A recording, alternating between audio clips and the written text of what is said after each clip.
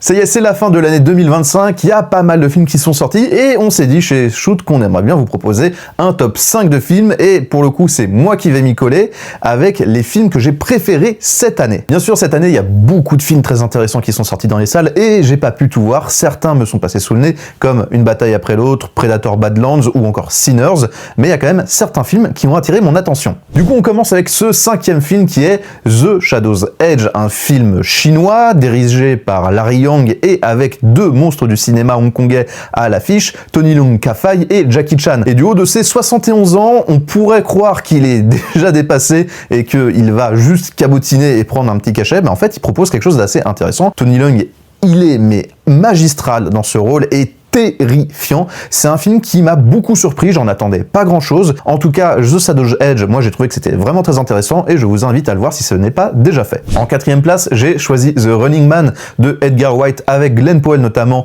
en tant qu'acteur principal. Un film qui est adapté d'un roman de Stephen King qui avait déjà plus ou moins bien été adapté dans un film avec Arnold Schwarzenegger à l'époque, qui s'inspirait quand même plus du Prix du danger, du film français de Yves Boisset, mais ça c'est toute une histoire. The Running Man de Edgar Wright, je trouve que c'était plutôt un bon divertissement, c'était assez intéressant. Glenn Powell est vraiment très très bon je trouve dedans, et notamment Josh Brolin fait un travail qui est merveilleux et qui est détestable à souhait. Alors c'est pas forcément le film le plus fin de son réalisateur, ni le film le plus fin de l'année 2025, mais franchement moi je me suis retrouvé dedans, et même si effectivement on pouvait s'attendre à quelque chose d'un peu plus, on va dire, contestataire et beaucoup moins bas du front, le film marche quand même bien dans ses thématiques. En 3e position, j'ai choisi Wake Up Dead Man, le dernier volet de la trilogie à couteau tiré de Rian Johnson. Ça renoue beaucoup plus dans la forme avec le premier volet, notamment avec Josh O'Connor en tant que prêtre malchanceux et détesté de tous, que je trouve admirable. Il y a une humanité notamment qui se dégage de ce film sur son dernier acte,